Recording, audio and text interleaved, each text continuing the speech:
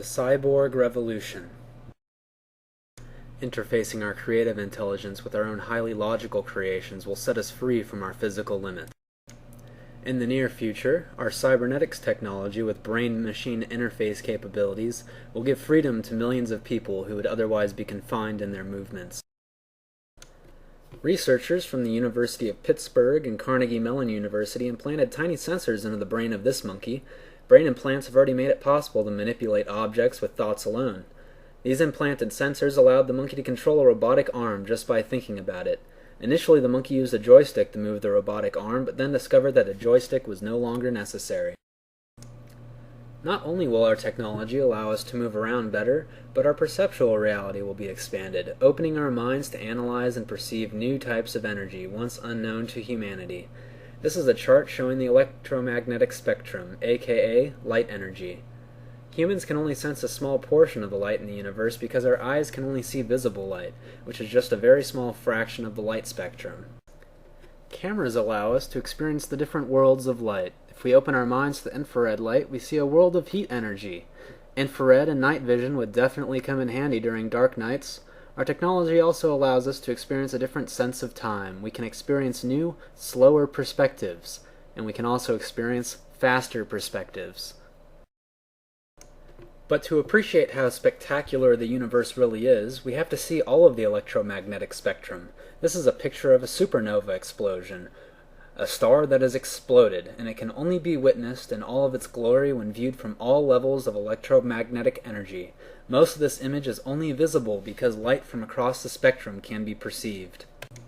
Soon we will be experiencing new perceptions because we will begin to integrate ourselves with our technology. Not only will our physical limits be nearly nullified, but our mental processes will be enhanced to give us greater mathematical and reasoning skills, neurological implants to help with rational thinking, or perhaps expanded memory capacity. This is just the forefront of the cybernetic revolution. This is Kevin Warwick, Professor of Cybernetics at the University of Reading, England.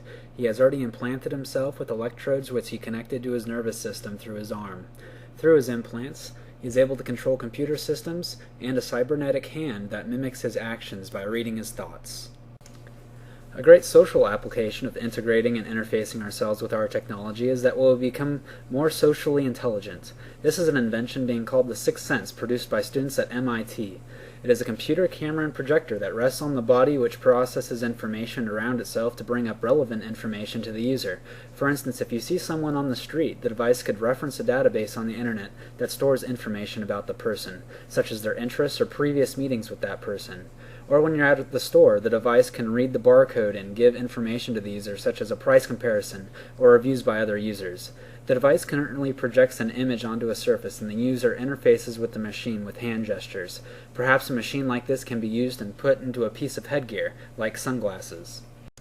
Our advancements in medical science will increase our lifespans dramatically. Much like a machine, the physical body can have malfunctioning parts replaced or even upgraded. With regenerative medicine and nanotechnology, death will become a thing of the past.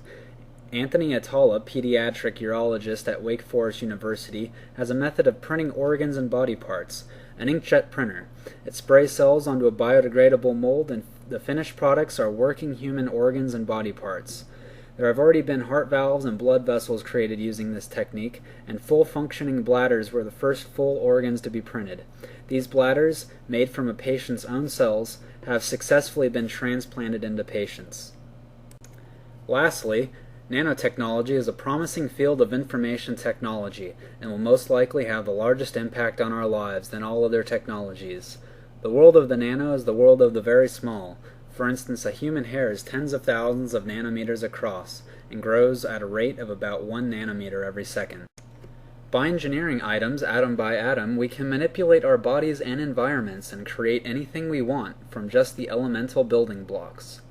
Nanotubes are one of the many applications of nanotechnology.